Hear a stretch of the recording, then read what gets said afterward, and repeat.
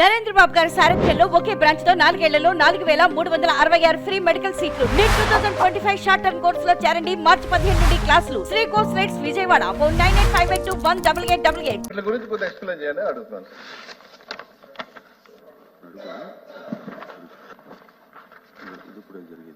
అధ్యక్ష, గౌరవ సభ్యులు అన్నట్టు ఐటీ సెక్టర్ అనేది చాలా కీలకమైన సెక్టర్. త్వరలోనే మీరు చూస్తారు కొంచెం మంచి అనౌన్స్మెంట్స్ కూడా ఆంధ్ర రాష్ట్రంకి రాబోతున్నాయి. గతంలో జరిగిన అలాట్మెంట్స్ మనంగానే చూస్తే ఈ కంపెనీస్ అన్నీ కూడా majority of them or IT companies. మనం కూడా ఆలోచించేది ఏంటంటే పెద్ద ఎత్తున ఐటీ కంపెనీస్ని ప్రోత్సహించాలి. వాళ్ళకి అనవసరమైన నిబంధనలు పెడితే వాళ్ళు ఇబ్బంది పడతారు. ఇప్పటికే అసలు ఐటీ సెక్టర్ లేదు, సెక్టర్ రాకుండా ముందరనే రెగ్యులేషన్ చేస్తే ఇబ్బంది పడతారనే ఆలోచనతో we are not here to enforce any regulation. వాళ్ళు మనం యాక్చువల్లీ ప్రోత్సహించాలి. అది నంబర్ 1.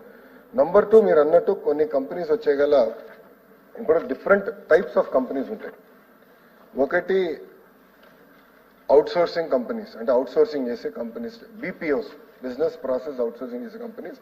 అది ఒక రకంగా మేము ట్రీట్ చేస్తున్నాం. రెండోది జీసీసీస్, గ్లోబల్ కేపబిలిటీ సెంటర్స్.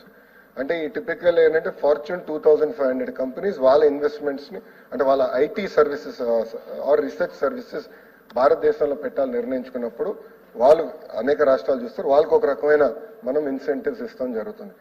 మూడోది వచ్చేగల భారతదేశంలో ఉన్న కంపెనీలు, అంటే పెద్ద పెద్ద కంపెనీలు, టీసీఎస్ అయి ఉండొచ్చు, కాండ్యూట్ అయి ఉండొచ్చు, విప్రో, ఇన్ఫోసిస్, డెలాయిట్, ఇలాంటి సంస్థలకి వచ్చేగల వాళ్ళకి ఒక రకమైన కేటాయింపులు చేస్తున్నాం. ఇంకో పక్కనకి వచ్చేగల డెవలపర్స్ ఉన్నారు. సో ఈరోజు మీరు హైదరాబాద్లో చూస్తే ఇప్పుడు సాలాపూర్ సత్వా కానివ్వండి, రాజ్ పుష్ప కానివ్వండి, అనేక మంది డెవలపర్స్ ఉంటారు. ఆ డెవలపర్స్ అందరూ చాలా స్పష్టంగా వాళ్ళు ఏమంటారంటే మాకు భూములు ఇవ్వండి ఆర్ జాయింట్ వెంచర్కి రండి, మేము ఇంత స్క్వేర్ ఫుటేజ్ కంపల్సరీగా మేము ఐటీకే వాడతాము.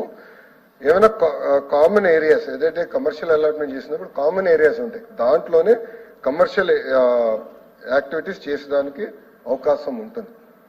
సో అట్లా ఒక్కొక్క దానికి ఒక్కొక్క ఫోకస్గా మేము తీసుకుంటున్నాం. టాప్ 100 డెవలపర్స్ ఇండియాతో మాట్లాడుతున్నాం, టాప్ 100 ఐటీ కంపెనీస్తో మాట్లాడుతున్నాం, టాప్ 100 బీపీఓ కంపెనీస్తో మాట్లాడుతున్నాం, ఫార్చ్యూన్ 2500 కంపెనీస్తో వాళ్ళు జీసీసీ తీసుకొచ్చేదానికి మాట్లాడుతున్నాం. అంతేకాకుండా జీసీసీకి వచ్చేగల అధ్యక్ష డైరెక్ట్గా కంపెనీస్ కూడా డెవలప్ చేయడం. So there are companies, specific companies ఎవరైతే GCC capability centre X company కోసం వాళ్ళు తయారు చేసి వాళ్ళు తిరిగి ఆ కంపెనీకి అమ్ముతారు ఆ GCC. So X company GCC భారతదేశంలో పెట్టాలంటే నేరుగా మేము పెట్టేదానికి ఇబ్బంది ఉంటుంది, మాకు లోకల్ అర్థం అవ్వదు, లోకల్ ఎట్లా రిక్రూట్మెంట్ చేయాలి అన్నీ అర్థం అవ్వదు. సో మీరు సెంటర్ తయారు చేయండి, తయారు చేసిన 2-3 సంవత్సరాల్లో మీ దగ్గర నుంచి సెంటర్ మేము టేక్ ఓవర్ చేస్తాం. It's commercial transaction. అది కూడా మేము ఎట్లా చేయాలి దానిపైన కూడా మేము డిస్కస్ చేస్తున్నాం జీసీసీ ఇండస్ట్రీస్తో. సో కాంప్రహెన్సివ్గా తీసుకుంటాం జరుగుతుంది. కొన్ని సందర్భాల్లో మేము కొంత భాగం కమర్షియల్ యాక్టివిటీస్ కూడా అలౌ చేస్తున్నాం, దాంట్లో ఎలాంటి డౌట్ లేదు. ఎందుకంటే it is an integrated activity. వాళ్ళకి ఫుడ్ కోర్ట్స్ ఉంటాయి, బేసిక్ రీటైలింగ్ యాక్టివిటీస్ ఉంటుంది. సో అవన్నీ కూడా మేము ఎనేబుల్ చేసేదానికి కొన్ని యాక్టివిటీస్ అయితే పర్మిట్ చేస్తాం జరుగుతుంది.